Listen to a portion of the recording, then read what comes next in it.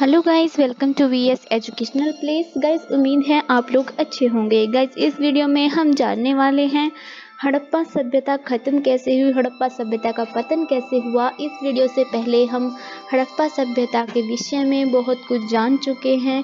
हमने इकाई 5 के बाकी सभी टॉपिक्स अच्छी तरह से कर लिए हैं। तो गाइस, आइए बिना किसी देरी के शुरुआत करते हैं इस टॉपिक की। अगर आपने वो दो वीडियो नहीं देखे हैं हड़प्पा सभ्यता के, तो आप देख सकते हैं इस वीडियो से पहले। तो गाइस, आइए शुरुआत करते हैं। हड़प्पा, मोहनजोदड़ो, कालीबंगन जैसे नगरों की नगर नियोजनाओं और निर्माण के कार्मिक ह्रास हुआ, यानी कि वो खत्म कैसे हुई। ऐसी इतनी बड़ी बड़ी नगर नियोजनाएं खत्म कैसे हुई।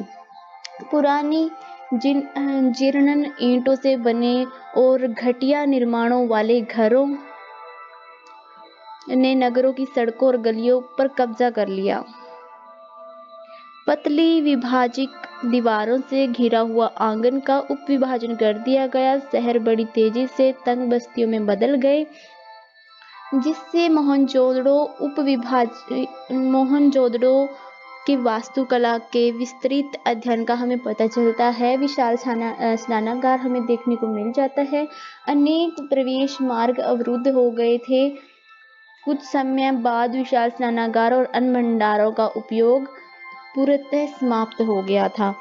इस स्ट्रक्चर के बारे में अगर आपको जानना है तो हमारी एक वीडियो आई हुई है, उसमें आपको पूरी वीडियो में फोटो और ऑडियो से समझाया गया है।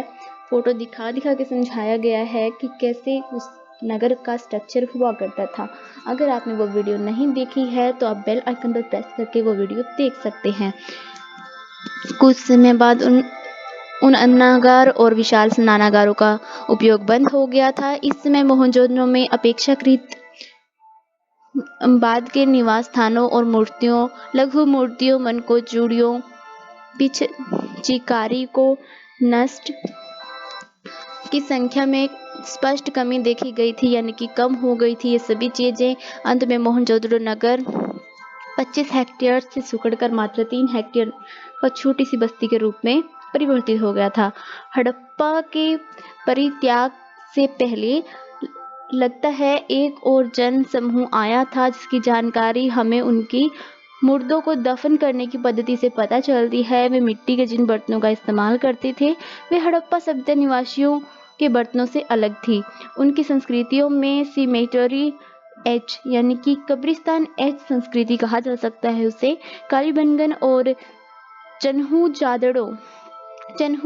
दाड़ो जैसे स्थानों पर हमें ह्रास की प्रक्रिया के स्पष्ट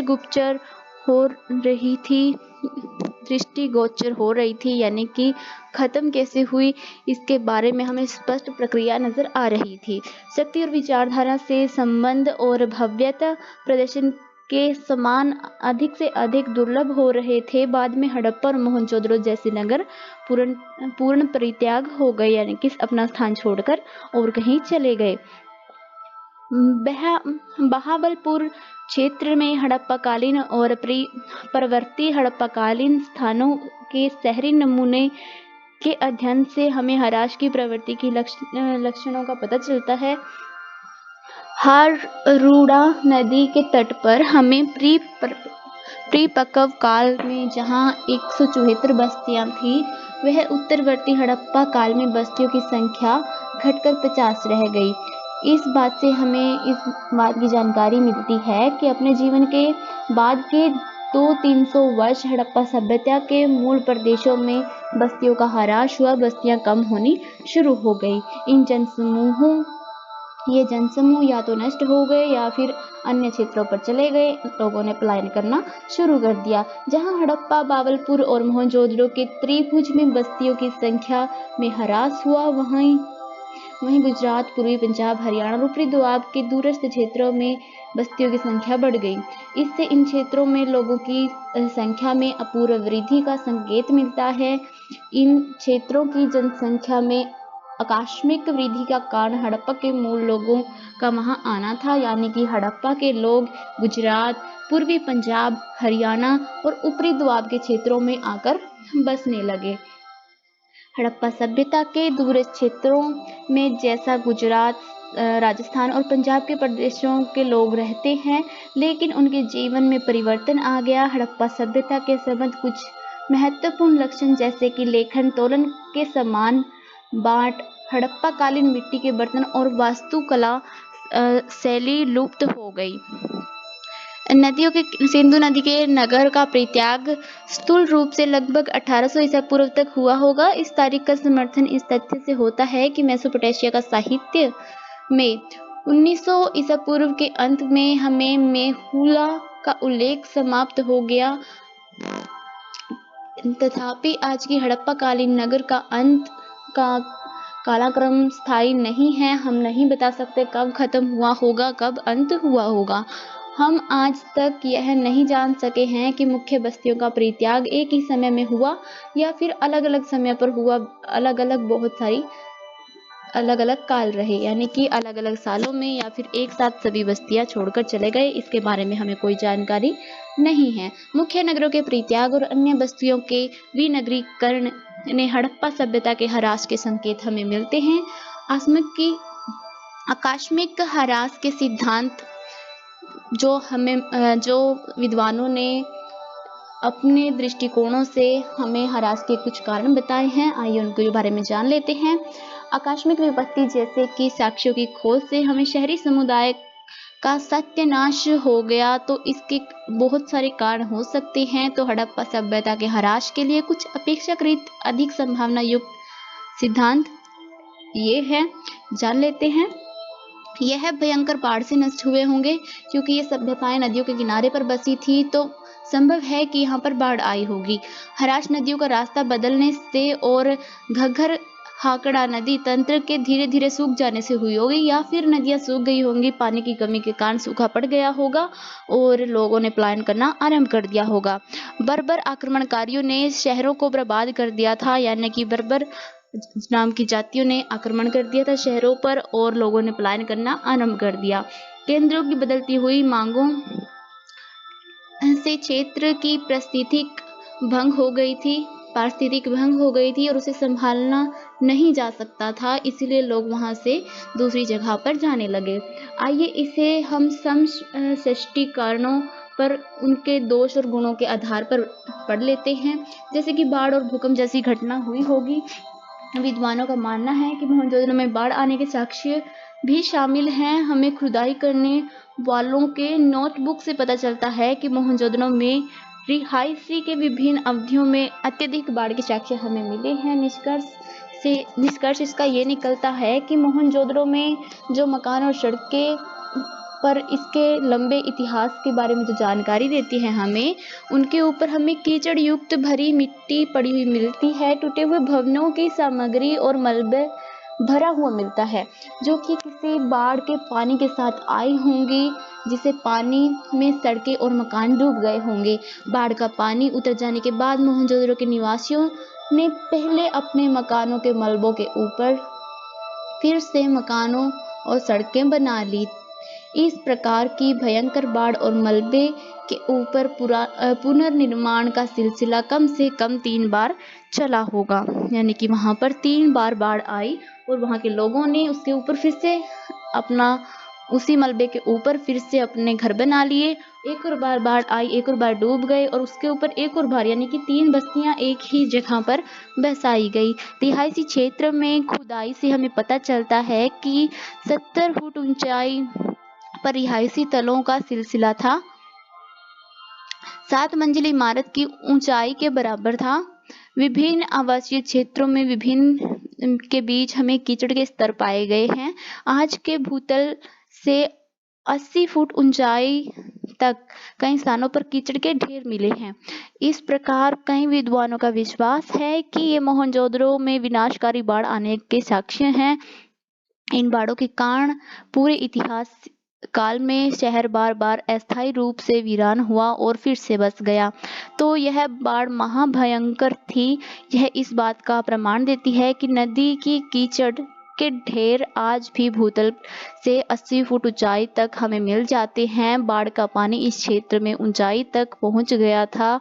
मोहनजोदड़ो के हड़प्पा निवासी इन्हें बार बार बाढ़ आने से मुकाबला करने में हिम्मत हार गए। इसीलिए ऐसी अवस्था में जब कंगाल हड़प्पा निवासी इसे और सहन ना कर सके तो वो अपनी बस्तियां छोड़कर चले गए। रेस्क की कल्पना यानी कि महाभयंकर बाढ़ के सिद्धांत से ही ये ली गई है, जो कि R.L. रेस्क ने बताया है, जो कि जल वैज्ञानिक हैं। ऐसी बाढ़ जो बस्तियों के भूतल से 30 फुट ऊंचे भवनों को छू सकती है, सिंधु नदी में सामान्यतः बाढ़ आने का प्रमाण नहीं हो सकती। उसका विश्वास है कि हड़प्पा सभ्यता का ह्रास भयंकर बाढ़ के कारण हुआ, जिसे सिंधु नदी के तट पर स्थित नगर बहुत समय तक डूबे रहे। उसने बताया कि भू आकृति विज्ञान की दृष्टि से ये क्षेत्र अशांत भूकंप क्षेत्र है, यानी कि यहाँ पर भूकंप से ऐसा हुआ होगा। सिंधु नदी के बाढ़ मैदानी क्षेत्रों के ऊंचे स्तर तक पहुंच गए होंगे। सिंधु नदी के लगभग समकोण पर एक ध्रुवी के साथ साथ मैदानों के उत्थान में एक नदी का समुद्र की ओर भी अवरुद्ध हो जाता है मार्ग। तो इससे सिंधु नदी का पानी इकट्ठा होने लगा और उससे क्षेत्र एक झील में बन गया। यानी कि सिंधु नदी में बाढ़ के साक्ष्य हमें नहीं मिलते हैं, लेकिन उस समय बाढ़ आई होगी जिसकी वजह से सिंधु नदी का पानी समुद्र में नहीं जा पाया और सिंधु नदी का पानी वहीं पर इकट्ठा होने लगा, जो एक बहुत ऊंचाई तक पहुंच गया, जिसने 30 फुट के ऊंचे भवन भी डुबा लिए। यानी कि झील की तरह एक ही जगह पर इकट्ठा होने लगा, आगे नहीं बढ़ पा रहा था।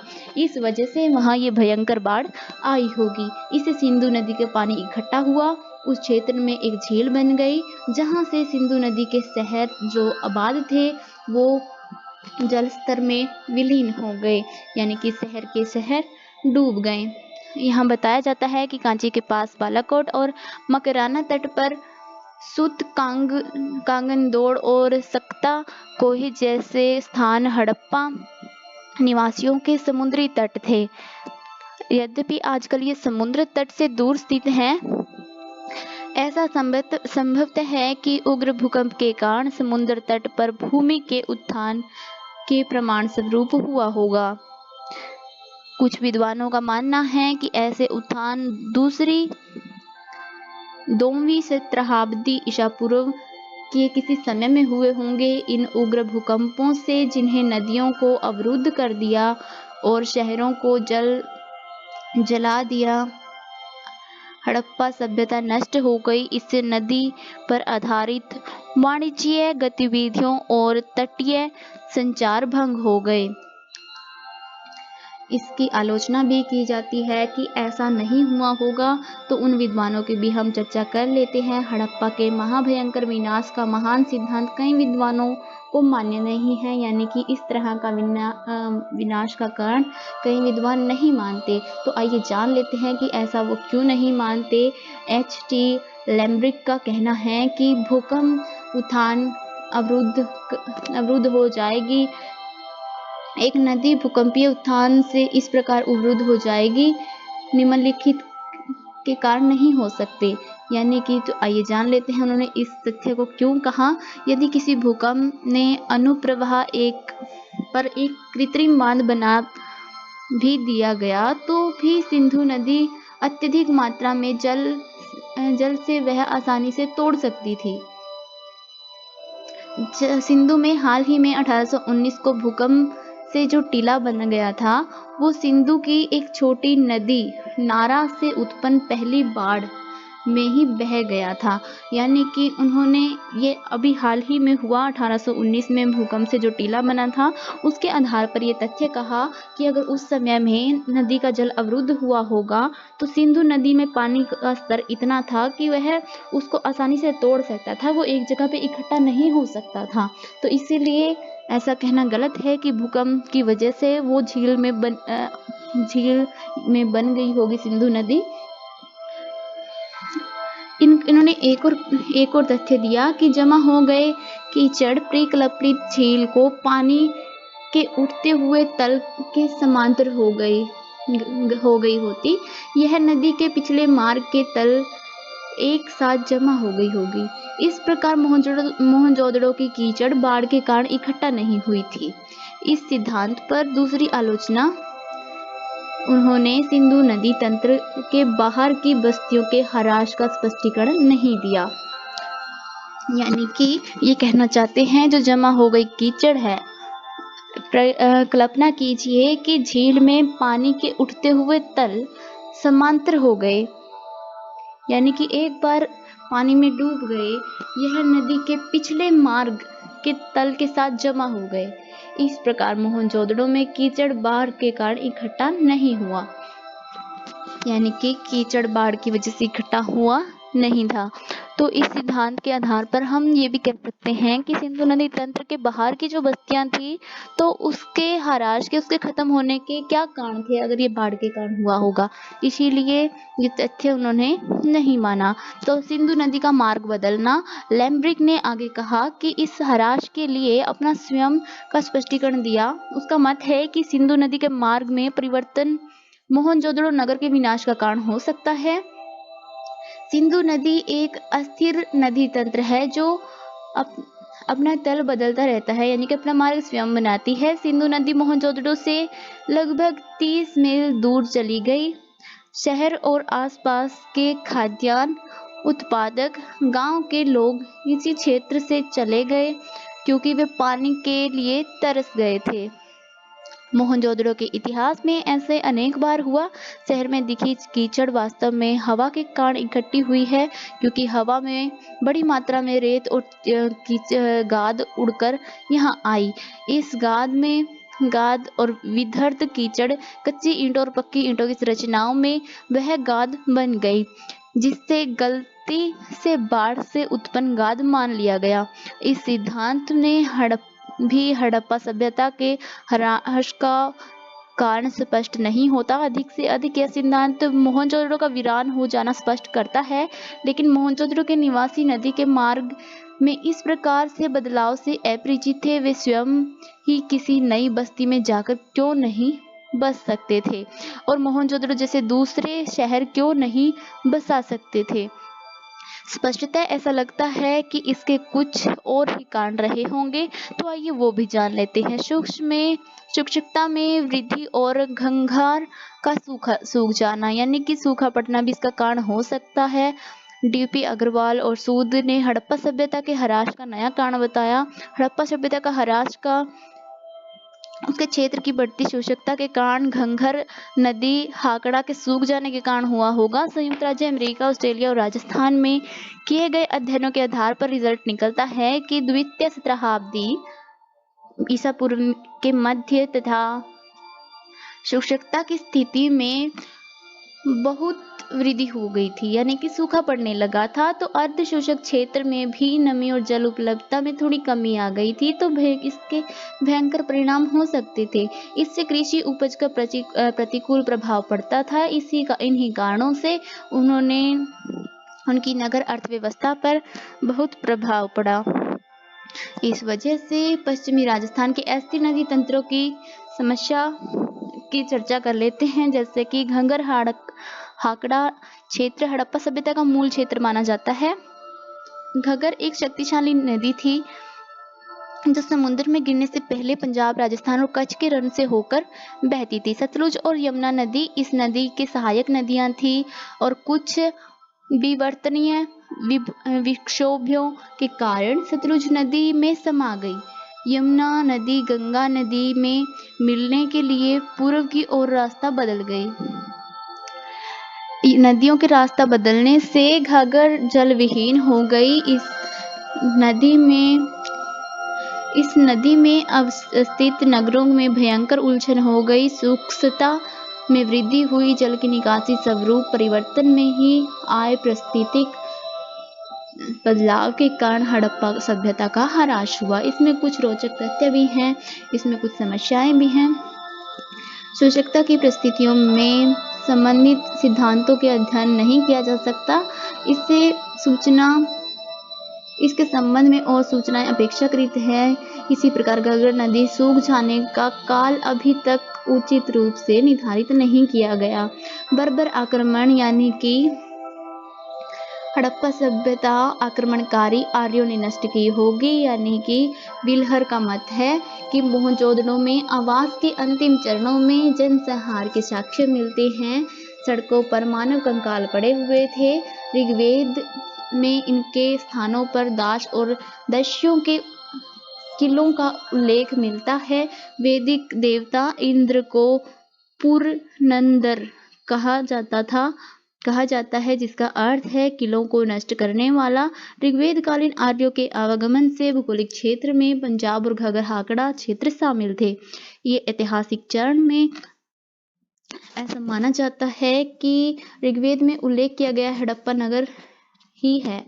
जो ऋग्वेद में दिखाए गए हैं किले वो हड़प्पा नगर ही है। और ऋग्वेद में एक स्थान का उल्लेख है हरियूपिया। तो यह स्थान रावी नदी के तट पर अवस्थित था। आर्यों ने यहाँ पर एक युद्ध लड़ा। इस स्थान का नाम हड़प्पा नाम लगता है। इन साक्ष्यों में विल्हर ने निष्कर्ष निकाला कि हड़प्पा के शहरों को नष्ट करने का कार्य आर्य आक्रमणकारियों ने किया। यह सिद्धांत आकर्षक तो है, पर अनेक सिद्धांतों को मान्य नहीं है। उनका कहना है कि हड़प्पा सभ्यता के ह्रास का अनुमानित समय 1800 ईसा पूर्व माना जाता है। इसके विपरीत आर्य यहाँ लगभग 1500 ईसा पूर्व से पहले नहीं आए होंगे। जानकारी की आज स्थिति के अनुसार दोनों में किसी भी समय को बदलना कठिन है, और इसलिए संभवतः यह है कि हड़प्पा निवासियों और आर्यों का कभी एक दूसरे से मिलन नहीं हुआ। साथ ही न तो मोहनजोदड़ो में, न ही हड़प्पा में और न ही किसी और जगह सैन्य आक्रमण के साक्ष्य मिले। सड़कों पर मनुष्यों के शव पड़े मिले का साक्ष्य महत्वपूर्ण है। बहरहाल बड़े शहरों का तो पहले ही अपकृष्ट हो चुका था, लेकिन इसके लिए आक्रमण पाक कल्पना उचित स्पष्टीकरण नहीं हो सकती। ये हैं कुछ साक्ष्य जो अभी तक हमने पढ़े। बाढ़ और भूकंप के साक्ष्य, मोहनजोदड़ो सिंधु नदी का मार्ग बदलने का साक्ष्य, सूखा पड़ने का साक्ष्य और बाबरी अथवा आर्यों के आक्रमणों का साक्ष्य। तो इन स्थितियों में हमें आलोचनाएं मिलती हैं, यानी कि इनके आधार पर निर्धारित नहीं कर सकते हैं चारों कंडीशंस के आधार पर। इसके बाद हम पढ़ लेते हैं कि परिस्थितिक असंतुलन, कार्मिक ह्रास की परिकल्पना। ये भी सिर्फ कल्पना की गई है, कोई पूरी तरह से हमें प्रमाणित नहीं मिलता है कोई भी प्रूफ। तो फेयर सर्विस जैसे विद्वानों ने हमें हड़प्पा सभ्यता के ह्रास की पारिस्थितिक समस्या के रूप में कुछ स्पष्ट करने का प्रयास किया है। उन्होंने कहा है कि हड़प्पा नगर के आबादी की गणना की है और निवासियों की खाद्य जरूरतों का हिसाब लगाया। उसने गणना की है कि इन क्षेत्रों में ग्राम निवासी अपने उपज के लगभग 80% खपत स्वयं करते थे और 20% बाजारों में बिकने के लिए बेच जाती थी। यदि कृषि में यही प्रतिमान पहले भी विद्यमान रहा होगा तो मोहनजोदड़ो जैसे नगरों की आबादी 35,000 थी। खाद्यान्न उगाने के लिए बहुत बड़ी जनसंख्या में ग्राम निवासियों की आवश्यकता होती थी।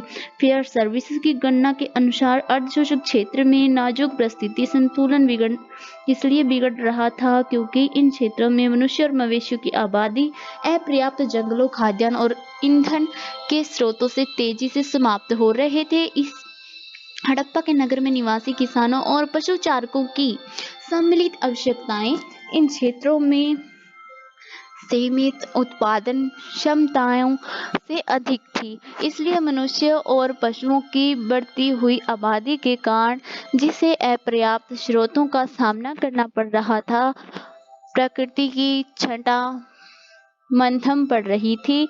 जंगलों और घासों के मैदान धीरे धीरे लुप्त हो रहे थे। अब अधिक बाढ़ आ रही थी, जिनके कारण अधिक सूखा पड़ रहा था। जीविका के इस आधार के नष्ट हो जाने के कारण इस सभ्यता की समस्त अर्थव्यवस्था पर दबाव पड़ने लगा। लगता है कि धीरे धीरे लोग उन क्षेत्रों में जाकर बसने लगे जहां पर जीविका की बेहतर संभावना थी। यही कारण है कि हड़प्पा समुदाय सिंधु से दूर गुजरात और पूर्वी क्षेत्रों में की ओर चले गए। अब तक जिन सिद्धांतों की चर्चा हो रही थी उन पे फेयरवर्ड्स के सिद्धांत सर्वाधिक युक्ति युक्त लगते हैं। संभवतः नगर नियोजना और जीवन स्तर के क्रमांकन ह्रास हड़प्पा निवासियों का जीविका आधार समाप्त हो जाने के कारण हुआ, यानी कि प्राकृतिक असंतुलन की वजह से हुआ। लोगों ने प्रकृति के संसाधनों का अधिकतर दोहन कर दिया, जिसकी वजह से असंतुलन के कारण सूखा और बाढ़ जैसी परिस्थितियां आने लगी। इस पर्यावरण संकट के सिद्धांत पर उन्होंने कुछ समस्याएं बताई हैं, जैसे कि भारतीय उपमहाद्वीप की भूमि की उर्वरता बाद में शताब्दियों तक बनी रही। इससे इस क्षेत्र की भूमि की क्षमता समाप्त होने की प्राक्कल्पना उचित सिद्धांत नहीं हो सकती। साथ ही हड़प्पा निवासियों की जरूरतों की गणना अलग सूचनाओं पर आधारित है और हड़प्पा निवासियों की जीविका संबंधित अपेक्षाओं की गणना करने के लिए काफी अधिक और सूचना अपेक्षाकृत है। इस प्रकार हड़प्पा निवासियों की आवश्यकताओं के बारे में अपर्याप्त सूचना पर आधारित गणना तब तक मात्र प्राक्कल्पना ही रहेगी जब तक आप इसके पक्ष में और अधिक साक्ष्य नहीं जुटा लेते। तो हम पूरी तरह से नहीं बता सकते हैं। अलग अलग विद्वानों ने अलग अलग पक्ष दी हैं। इसके पक्ष में संबंध की इन श्रृंखलाओं की कोई भी कड़ी टूटने से नगरों के ह्रास का पथ प्रशस्त हो सकता है। तो इनके बारे में अभी भी अध्ययन शुरू है। परंपरा बाद में जीवित रही। सिंधु सभ्यता का अध्ययन करने वाले विद्वान अब इसके ह्रास के कारण नहीं खोजते। इसका कारण है कि जिन विद्वानों ने हड़प्पा का अध्ययन किया 1960 के दशक तक ही किया था, उनका मत है कि संभवतः सभ्यता का अंत अचानक हुआ। इन विद्वानों ने अपना कार्य नगरों, नगर नियोजनों और बड़ी संरचनाओं के अध्ययन पर केंद्रित किया। ऐसी समस्याएं जिससे हड़प्पा नगर के समकालीन गांवों से संबंध और हड़प्पा सभ्यता के विभिन्न तत्व नियंत्रणता अनदेखी कर दी गई। इसी प्रकार हड़प्पा सभ्यता के ह्रास के कारणों के संबंध में वाद विवाद अधिक से अधिक अमूर्त बताया जाता है और अंतिम चरणों में जाकर हमें 1960 में ही मलिक और पोशेल जैसे विद्वानों ने अपना ध्यान हड़प्पा परंपरा की नियंत्रणता के विभिन्न पहलुओं पर केंद्रित किया। इन अध्ययनों में हमें हड़प्पा सभ्यता के ह्रास के कारणों की अपेक्षा कहीं अधिक उत्तेजित मिलती है। अगर हम इनके परिवर्तनों की बात करें तो पुरातत्ववादियों की दृष्टि में हमें बहुत सारे परिवर्तन देखने को मिल जाएंगे। कुछ बस्तियां तो खाली कर दी गई और पर अधिकतर बस्तियों में रिहायशी जारी रही। एकारूप लेखन, महुरे बाट और मिट्टी के बर्तनों की परंपरा समाप्त हो गई थी। दूर दराज की बस्तियों में हमें बीज के घनिष्ठ अंत क्रिया सूचक वस्तुएं नष्ट हो गई। अन्य शब्दों में नगर केंद्रित अर्थव्यवस्थाओं से संबंधित क्रियाकलाप समाप्त हो गए। इस प्रकार जो परिवर्तन आए वे केवल नगर चरण की समाप्ति के ही सूचक थे। छोटे छोटे गांव और कस्बे तब भी बने रहे और इन स्थानों की पुरातात्विक खोजों में हड़प्पा सभ्यता के अनेक तत्व हमें मिलते हैं जो हम ऑलमोस्ट पढ़ भी चुके हैं, जिनमें हमने सिंधु के अधिकतर स्थानों में मृत भांड परंपरा में कोई अंतर दिखाई नहीं पड़ता है। राजस्थान, गुजरात, हरियाणा क्षेत्रों के बाद कालों में प्रवासी कृषि समुदायों की संख्या बढ़ती हुई दिखाई देती है। इसी प्रकार हम क्षेत्रीय परिप्रेक्ष्य में नगर चरण के बाद का काल समृद्ध गांवों का काल मानते हैं। इन नगरों के चरण के मुकाबले कहीं अधिक गांव हो गए थे। यही कारण है कि विद्वान आज सांस्कृतिक परिवर्तन और क्षेत्रीय प्रवासन और बसने और जीविका के तंत्र में रूपांतरण जैसे विषयों पर चर्चा करते हैं।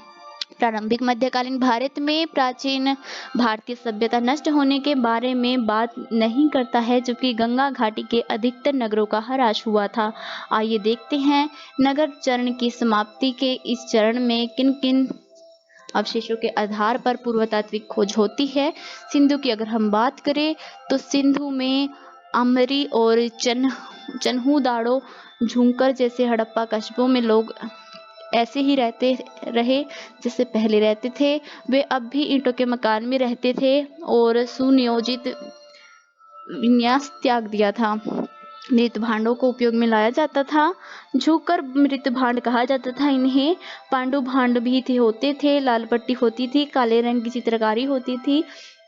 हाल ही के अध्ययनों में हमें पता चला है कि विकसित हड़प्पा मृत भांड की विकसित किए गई थी ये परंपरा, इसलिए कोई नई चीज नहीं माना जा सकता इसको। झुंकर में कुछ विशेष धातुएं मिली हैं हमें, वस्तुएं मिली हैं धातु की। ईरान के साथ व्यापार संबंधों के सूचक मिले हैं। इससे अधिक इस बात की भी संभावना प्रदर्शित करती है कि ईरानी अथवा मध्य एशिया प्रभावों वाले प्रवासियों का बड़ी संख्या में आगमन हुआ होगा। दंड विवरण कुल्हाड़ियां और तांबे के पिन जिनके सिरे कुडालकर अथवा अलंकृत थे, जिससे जैसे यहाँ मिली हुई ईरानी वस्तुएं में भी हमें यही मिलते हैं। पत्थर अथवा प्रकाशित वस्तुएं जो कि गोलाकार महुरें और कांस्य स्थान सिंधु की पश्चिम संस्कृतियों की संपर्क की सूचक हैं। भारत और ईरान सीमांत क्षेत्रों की बात करें तो यहाँ पर भी हमें ऐसे ही प्रमाण मिलते हैं। ठप्पे, ताम्र मोहरे, ताम्र दंड, वीरे, कुल्हाड़ियां आदि का इस्तेमाल हमें देखने को मिल जाता है। मुंडीगक, शाही टेम्पल मुंडीगक 9 शहरों में हमें पीरक जैसे स्थानों पर लोगों के ईरान से आवागमन के संपर्कों के हमें प्रमाण मिल जाते हैं। पंजाब, हरियाणा, राजस्थान में भी हमें ऐसी ही अनेक बस्तियों की सूचना मिली है। नगरों के ह्रास के बाद भी लोग उसी पुराने तरीके से रहा करते थे। मृत भांड परंपरा की हड़प्पा सभ्यता से धीरे धीरे क्षीण हो गई और मृत भांड परंपराओं ने हड़प्पा मृत भांड परंपरा की पूरी तरह से स्थान ले लिया।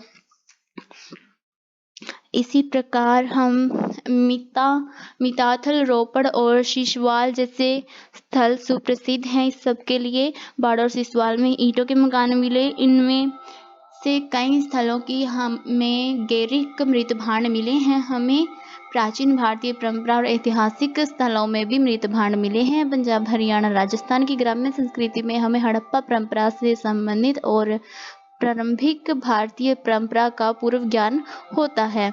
तो आइए देख लेते हैं कच्छ और सौराष्ट्र में हमें क्या मिला। कच्छ और सौराष्ट्र के नगर चरणों का अंत रंगपुर और सोमनाथ जैसे स्थानों के स्पष्टीकरण के रूप में देखा जा सकता है, जहाँ पे हमें हड़प्पा मृत भांड परंपरा के अस्तित्व की स्थानीय परंपरा मृत भांड परंपरा में देखी जा सकती है। यह परंपरा बाद के चरणों में बनी रही। रंगपुर जैसे कुछ स्थानों में बाद के कालों में अधिक समृद्ध हो गए थे, मृत भांडों का उपयोग करते थे और चमकीले लाल भांड कहा जाता था इनको। लोग दूरस्थ क्षेत्रों से आयाती औजार तथा सिंधु कालीन बाढ़ और लिपियों का उपयोग बंद कर दिया था। अब वे स्थानीय रूप से उपलब्ध पत्थरों से बने औजारों को ही काम में लेते थे। विकसित हड़प्पा चरण में हमें गुजरात में 13 बस्तियां मिलती हैं जो कि 2100 ईसा पूर्व के लगभग बताई जाती हैं। बस्तियों की संख्या 200 या फिर इससे कहीं अधिक तक पहुंच चुकी थी। बस्तियों की संख्या में वृद्धि को देखकर जनसंख्या की वृद्धि घोतक केवल जैविक कारणों से ही नष्ट हुई। पूर्व आधुनिक समाजों में जनसंख्या कुछ ही पीढ़ियों में इतनी अधिक नहीं बढ़ सकती थी। 13 बस्तियां बढ़कर 200 या फिर उससे अधिक हो जाए। इसी प्रकार इस बात की निश्चित संभावना है कि इन नई बस्तियों में रहने वाले लोग अन्य क्षेत्रों से आए थे। परवर्ती हड़प्पा बस्तियां महाराष्ट्र में भी बताई गई हैं। यहाँ उनकी संस्कृति उभरने वाले कृषि समुदायों की संस्कृतियों में विलीन हो गई थी। हड़प्पा परंपरा का प्रचार देख लेते हैं। नगरों की समाप्ति का अर्थ यह नहीं था कि हड़प्पा समुदाय आपस में ही कृषि समूहों में विलीन हो गए। व्यवस्था और अर्थव्यवस्था में केंद्रीय निर्णायन कार्य समाप्त हो गए थे, जो हड़प्पा समुदाय नगर चरण के बाद भी बने रहे। उन्हें अवश्य ही अपनी पुरानी परंपराओं को बनाए रखा होगा। इस बात की संभावना है कि हड़प्पा निवासी किसानों ने अपनी पूजा का रूप बनाए रखा होगा। हड़प्पा नगर केंद्रों के पुरोहित अत्यंत संगठित शिक्षित परंपरा के अंग थे। साक्षरता समाप्त हो गई थी, तब भी संभावना है कि उन्होंने अपनी धार्मिक प्रथाएं बनाए रखी होंगी। बाद में प्रारंभिक ऐतिहासिक काल के प्रभावी समुदायों ने अपने आप को आर्य कहा। संभवतः हड़प्पा निवासियों के पुरोहित समूह आर्यों के शासक समूह के साथ घुल मिल गए और इस प्रकार हड़प्पा कालीन धर्म परंपराओं का ऐतिहासिक भारत में प्रचार हुआ। लोक समुदायों ने दस्तकारी के रूप में परंपराओं को बनाए रखा और मृत भांड और औजार निर्माण की परंपराओं से स्पष्ट होता है। इस बार फिर जब शिक्षित नगरीय संस्कृति प्रारंभिक भारतीय में उदय हुई तो उसने लोक संस्कृति के मूल्य तत्व समाविष्ट कर दिए। इससे हड़प्पा परंपरा के प्रचार का अधिक कारगर माध्यम मिला। तो ये थे कुछ कारमांकित साक्ष्य जो हमें मिले, जिससे हमें पता चलता है कि प्रकृति के असंतुलन से इसका ह्रास हुआ होगा। वनों के नष्ट होने से बाढ़ और सूखा की स्थिति आई होगी। कस्बों के लोग गुजरात और पूर्वी क्षेत्रों में चले गए होंगे। ह्रास की प्रक्रिया में आसपास की बस्तियों से हुए हमले और धामों से पूरी हुई होगी। यह गणना इन अर्धशुष्क क्षेत्रों में पारिस्थितिक संतुलन बिगड़ रहा था उस वजह से हुई होगी, क्योंकि मनुष्य और मवेशियों की आबादी वन, खाद्य और ईंधन पर डिपेंड होती थी और इनकी समाप्ति हो रही थी। इन ईंधनों की समाप्ति हो रही थी, इन स्रोतों की समाप्ति हो रही थी। इसकी आलोचना क्यों होती है कि इस क्षेत्र की जमीन आज भी उपजाऊ है। इससे जमीन की शक्ति क्षीण हो जाने की परिकल्पना उचित सिद्ध नहीं होती। यह प्राकल्पना प्रमाणित किए जाना कि हड़प्पा कस्बों की जरूरतों की गणना के लिए कुछ अधिक सूचना जरूरी है। ह्रास नहीं हुआ होगा। निरंतरता परिकल्पना यानी कि पारिस्थितिक सिंधु घाटी मनुष्य प्रकृति से संबंधित संबंधों पर केंद्रित है और ह्रास को स्पष्टीकरण करने में आई समस्याओं के कारण विद्वानों ने कहा कि ह्रास के कारणों की खोज बंद कर दी और हड़प्पा सभ्यता की निरंतरता को भौगोलिक परिप्रेक्ष्य में देखा। स्वीकार किया कि नगरों का ह्रास हुआ और मोहरे लेखन, मृत भांड जैसी कुछ परंपराएं समाप्त हो गई। हड़प्पा सभ्यता के अवशेषों में हमें पशुपति शिव, मातृ देवी की उपासना और लिंग पूजा हमें तथा संभवतः हड़प्पा परंपराओं से ही पहुंची हैं। इस प्रकार पवित्र स्थानों, नदियों व वृक्ष या फिर पवित्र पशुओं की उपासना स्पष्ट भारत के बाद के इतिहास में सभ्यता में हमें देखी जा सकती है। कालीबंगन और लोथल में अग्नि पूजा बलि का साक्ष्य भी मिलता है। यहाँ बौद्धिक धर्म के सर्वाधिक महत्वपूर्ण तथ्य बनाए गए हैं। क्या आर्यों ने यह प्रथा हड़प्पा के पुरोहित वर्ग से सीखी थी? इस प्रकल्पना के लिए और अधिक साक्ष्यों की आवश्यकता है। ऐसे होना संभवतः तो है ही है। मकानों के नक्शे, जल आपूर्ति व्यवस्था, स्नान घर पर ध्यान देते हुए घरेलू जीवन के अनेक पहलू इन बस्तियों में बाद के कालों में भी जारी रहे। भारत की परंपराओं में तौल और मुद्रा की प्रणाली जो इकाई 16 के अनुपात पर आधारित है, हड़प्पा सभ्यता के काल में विद्यमान थी। ये उन्हीं से ली गई प्रतीक हैं। आधुनिक समय में कुम्हार के चाक भी उन्हीं के हैं।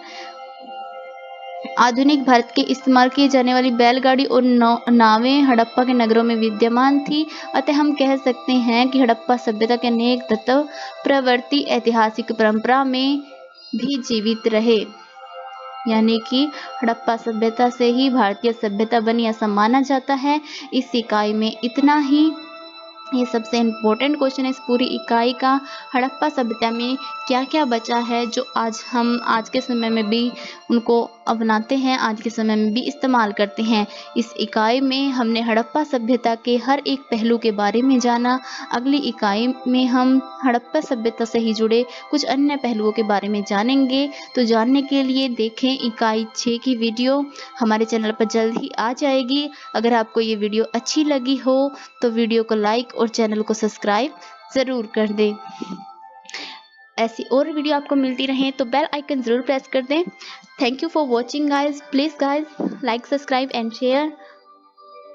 जय हिंद, जय भारत।